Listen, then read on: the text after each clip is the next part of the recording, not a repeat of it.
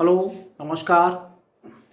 देखिए, आज UP board की क्लास 10 विषय साइंस विज्ञान विज्ञान में एक चैप्टर है प्रकाश का परावर्तन एवं अपवर्तन के संबंध में। ये आज मेरा तीसरा लेक्चर है, जिसमें मैंने प्रकाश के परावर्तन क्या होता है, प्रकाश के बारे में बताया, प्रकाश के परावर्तन के बारे में बताया, प्रकाश के परावर्तन के नियम के बारे में बताया, और उसके साथ साथ दर्पण कितने प्रकार के होते हैं, गोलीय दर्पण बताए। गोलीय दर्पण दो प्रकार के होते हैं, अवतल दर्पण और उत्तल दर्पण। अब गोलीय दर्पणों से संबंधित कुछ परिभाषाएं होती हैं जिनके बारे में हमें समझना है। कभी कभी हमें कन्फ्यूजन हो जाता है कि फोकस क्या होता है, ये चीज़ आपका फोकस दूरी क्या होती है, ध्रुव क्या होता है, ये सब चीज़ों के बारे में हमें समझना है। तो सबसे पहले हम आते हैं, हम ही लिखते हैं गोलीय दर्पणों से संबंधित कुछ परिभाषाएं। गोलीय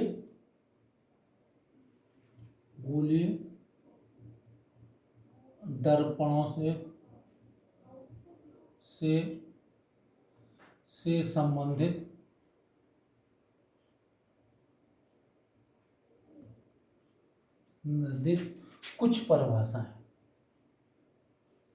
कुछ परिभाषाएं। जब भी हम गोलीय दर्पण पढ़ाएंगे तो कुछ शब्द आएंगे बार बार, उनको हम परिभाषित करते हैं। तो सबसे पहले हमारा जो शब्द आता है वक्रता त्रिज्या, सॉरी वक्रता केंद्र।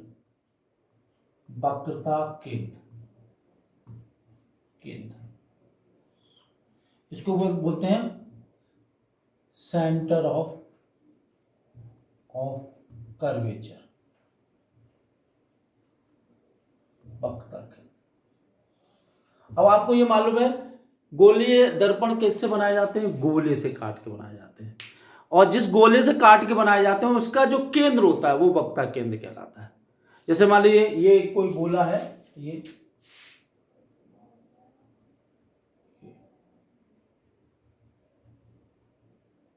गोला है, और इसमें से इस भाग को काट लिया गया, इसका केंद्र होगा गोले का, इस भाग को काट लिया गया इसको, और इसके भाग पे इस पर पॉलिश कर दी गई, तो ये वक्रता केंद्र कहलाएगा। इसको हम बोलेंगे वक्रता केंद्र, सी से प्रकट करेंगे वक्रता केंद्र। इसी तरह से अगर ये गोला है,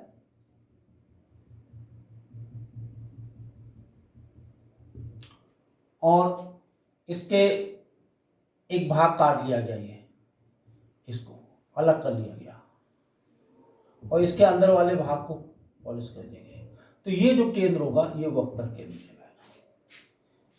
ये हमारा अवतल दर्पण है, ये उत्तल दर्पण है। इसमें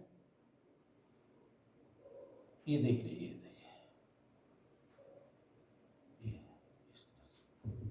अब इसको हम क्या कहते हैं, परिभाषा क्या होगी, किसी गोलीय दर्पण का वक्रता केंद्र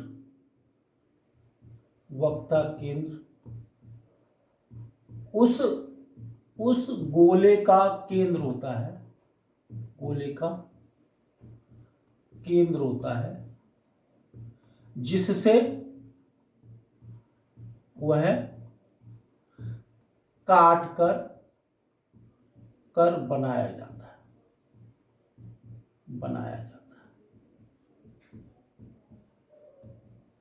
देखिए, मैंने एक चीज ली है, थोड़ा हंसने की बात नहीं है, एक तवा है, ठीक है, ये भी एक दर्पण है। अगर हम इधर की तरफ पॉलिश कर देंगे, तो ये क्या होगा, हमारा अवतल दर्पण हो जाएगा, और अगर हम इधर की तरफ पॉलिश कर देंगे तो ये क्या हो जाएगा, हमारा उत्तल दर्पण हो जाएगा। अगर हम इधर की तरफ पॉलिश कर देंगे तो इसका केंद्र इधर होगा, ये कहलाएगा वक्रता केंद्र। तो जो गोला होगा उसी से काट के बनाएगा तो ये क्या कहलाएगा, वक्ता केंद्र कहलाएगा। अगर हम पॉलिश इधर करते हैं और ये हमारा अवतल दर्पण हो जाता है तो इसका केंद्र इस साइड में होगा। इस तरह से समझ लीजिए। देखिए ये देखिए, ये अगर हमने इसके ऊपर पॉलिश की हुई है तो वक्ता केंद्र इधर, अगर हमने पॉलिश इधर की हुई है तो इसका वक्ता केंद्र इधर। अब इसी तरह से आते हैं वक्ता त्रिज्या। वक्ता त्रिज्या इसको समझना बहुत आसान है। वक्ता त्रिज्या इसको बोलते हैं radius of curvature. Radius of curvature. Curvature देखिए, जिस गोले से काट के बनाया जाता है उसकी जो त्रिज्या होती है, ये देखिए, ये जो त्रिज्या होती है, ये जो त्रिज्या होती है, इसको हम कहते हैं वक्ता त्रिज्या। तो किसी गोली दर्पण की वक्ता त्रिज्या उस गोले की त्रिज्या होती है जिससे वह काट कर बनाया जाता है। तो किसी गोली दर्पण की, किसी गोली दर्पण की वक्ता त्रिज्या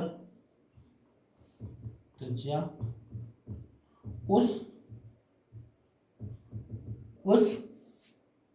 गोले की त्रिज्या होती है, गोले की त्रिज्या होती है जिससे वो काट कर बनाया जाता है, जिससे वह काट कर बनाया जाता है, काट कर बनाया जाता है। ठीक। अब इसके इसी से संबंधित एक हमारा शब्द आता है ध्रुव। ध्रुव क्या होता है? ध्रुव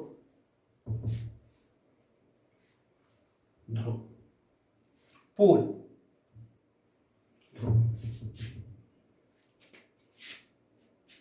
ध्रुव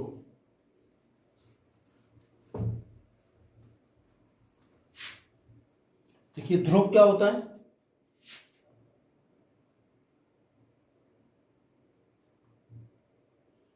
ध्रुव इसको बोलते हैं पोल।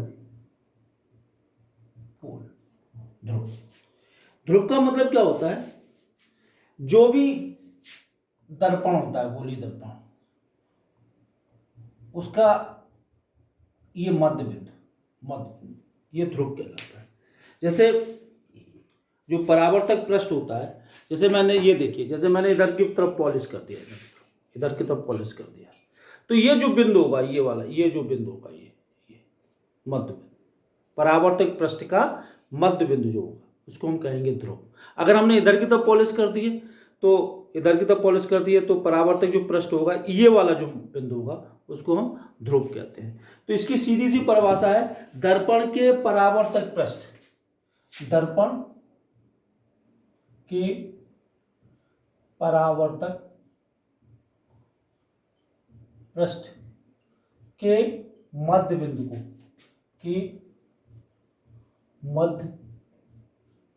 बिंदु को, ध्रुव कहते हैं। अब इसी तरह से एक चीज आती है, दर्पण का द्वारक। दर्पण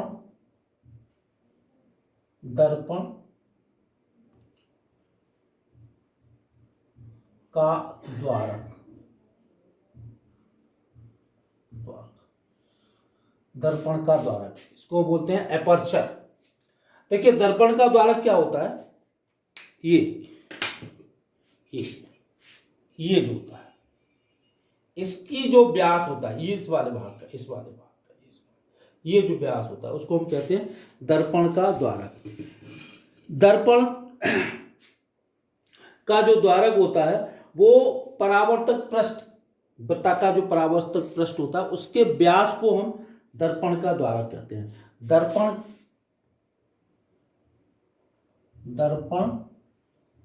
के परावर्तक पृष्ठ के व्यास को द्वारक कहा जाता है। देखिए इनकी ज्यादा उपयोगिता नहीं है, जब हम सूक्ष्मदर्शी दूरदर्शी वगैरह पढ़ेंगे तो उसमें पूछा जाता है कि द्वारक बड़ा लेते हैं कम छोटा लेते हैं, लेकिन इसमें जो मुख्य बात है वो है हमारे फोकस एवं फोकस दूरी की। अभी जिस चीज से हमें पाला पड़ेगा वो फोकस एवं फोकस दूरी, और एक चीज और आती है मुख्य अक्ष। उसको क्या कहते हैं? मुख्य अक्ष। पहले मैं मुख्य अक्ष बता दूं। मुख्य अक्ष, अक्ष इसको बोलते हैं प्रिंसिपल पल एक्सिस। देखिए अभी आपने पढ़ा जैसे कि ये हमारा अवतल दर्पण है, अवतल दर्पण है, ये इसका ध्रुव है और ये इसका वक्ता केंद्र है। इसको मिलाने वाली जो रेखा होती है, काल्पनिक रेखा होती है, उसको हम कहते हैं मुख्य अक्ष। मुख्य अक्ष, मुख्य अक्ष।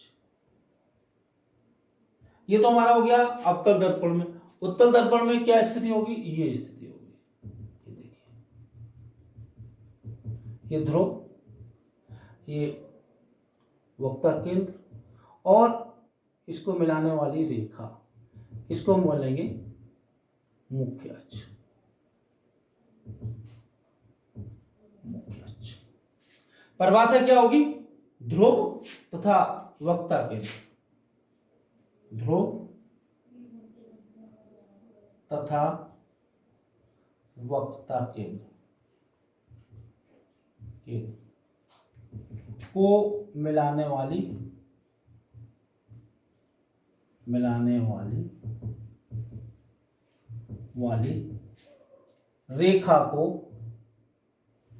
रेखा को मुख्य अक्ष कहते हैं।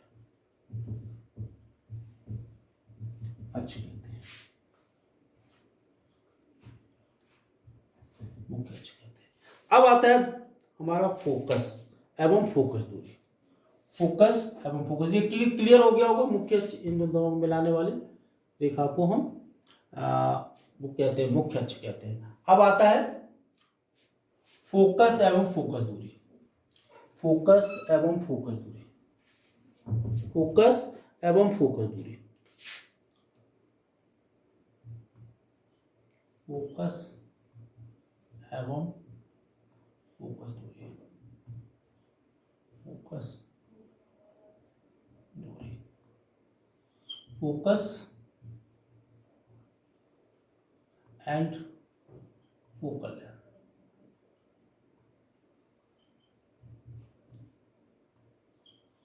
देखिए अगर दर्पण पर समानांतर किरणें पड़ रही हैं, जैसे मान लीजिए ये दर्पण है, इस पर समानांतर किरणें पड़ रही हैं, तो परावर्तन के पश्चात कहीं मिलेंगी। उस बिंदु को हम फोकस करेंगे, उस बिंदु को फोकस करेंगे। और या मिलती हुई या आती हुई प्रतीत हो रही है, जैसे ये मान लीजिए इस पर होकर क्या होंगे? यूं बिछर जाएंगे, तो इसका मतलब एक बिंदु से आती हुई प्रतीत होगी, तो इस बिंदु को हम कहेंगे फोकस। देखिए मैं पहले चित्र बना दे रहा हूं, उसके बाद समझाता हूं। देखिए जैसे ये है, समानांतर किरण पुंज आ रहा है इस तरह से, ये इसका वक्ता केंद्र है, ये इसका ध्रुव है और ये ठीक।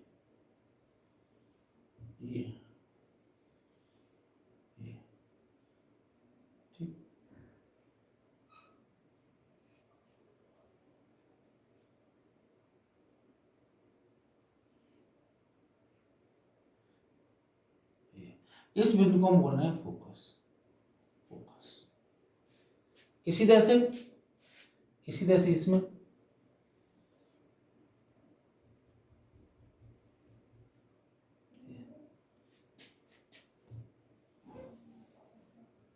ये है, और किरण पुंज, समानांतर किरण पुंज आ रहा है ये इस तरह से।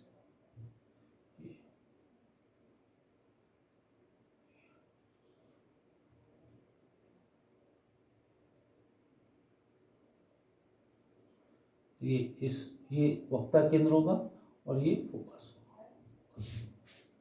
तो देखिए इसमें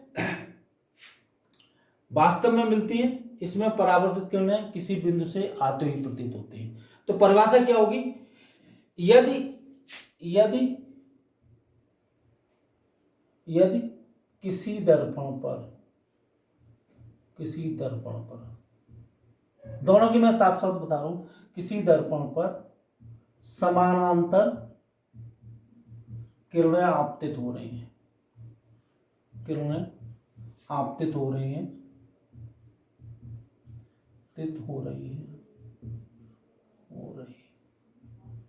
परावर्तन के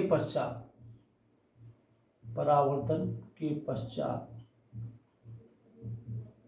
जिस बिंदु पर मिलती हैं,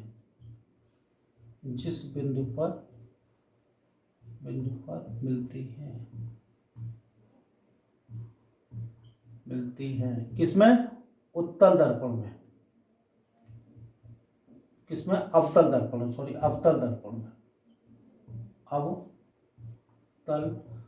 दर्पण में या जिस बिंदु से आती हुई प्रतीत होती हैं,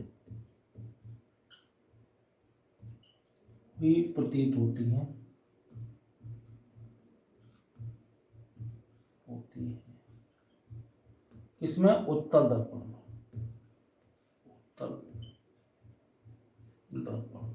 उस बिंदु को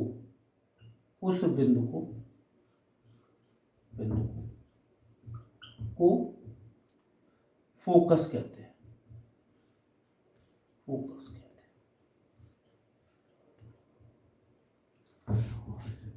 और ये जो ध्रुव होता है, ध्रुव और फोकस के बीच की दूरी को फोकस दूरी कहते हैं। ये ध्रुव और फोकस के बीच की दूरी को फोकस दूरी कहते हैं। ध्रुव तथा फोकस के बीच की दूरी को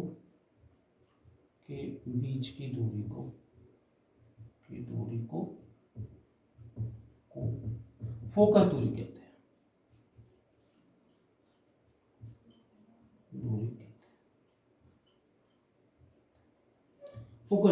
हैं।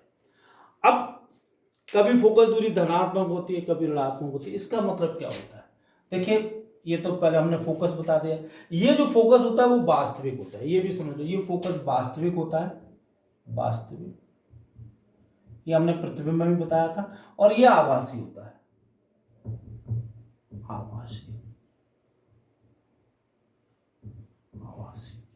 अब बात आती है दूरी, फोकस दूरी धनात्मक कब होती है, ऋणात्मक कब होती है। इसको थोड़ा समझ लीजिए, इधर देखिए, इस तरह से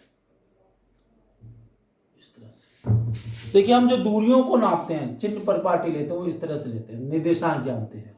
इधर की दूरी धनात्मक, इधर की दूरी धनात्मक, इधर की दूरी ऋणात्मक, इधर की दूरी ऋणात्मक। अगर मान लीजिए ये है, तो इसका जो फोकस दूरी होगी, ये फोकस दूरी होगी, वो धनात्मक। इसी तरह से अगर ये है, इधर है, तो वो हमारी फोकस दूरी ऋणात्मक होगी। अब बात आती है फोकस दूरी एवं वक्रता त्रिज्या में संबंध। फोकस दूरी एवं वक्रता त्रिज्या में संबंध, इसका हमें निगमन नहीं करना, निगमन ऊंची क्लासों में है। यहां पर केवल संबंध को बताना है। फोकस दूरी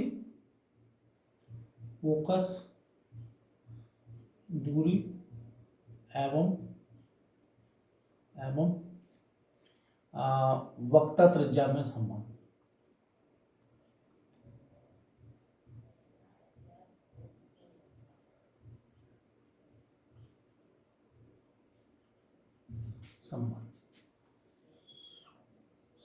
वक्रता त्रिज्या में संबंध, देखिए ये संबंध होता है फोकस दूरी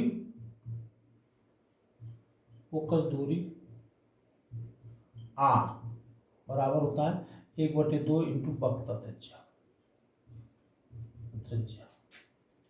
फोकस दूरी f, वक्रता त्रिज्या r, और r बराबर 2f। ये संबंध होता है। और जो मुख्य बात अब हम जो आपको पढ़ाएंगे अगले लेक्चर में वो है दर्पण के द्वारा प्रतिबिंब कैसे बनाते हैं, दर्पण के द्वारा प्रतिबिंब कैसे बनाते हैं और भिन्न भिन्न स्थितियों में कैसे बनाते हैं और किन नियमों का पालन करते हैं, वो हमारे अगले लेक्चर में रहेगा। वो संभवतः मैं परसों दूंगा आपको। और इस जो वीडियो है उनको आप देखते रहिए, इसके साथ नोट्स अटैच हैं उनको भी आप पढ़ते रहिए। निश्चित तौर से आपके अंदर भौतिक विज्ञान के प्रति जो भय है वो आपको समाप्त हो जाएगा। धन्यवाद।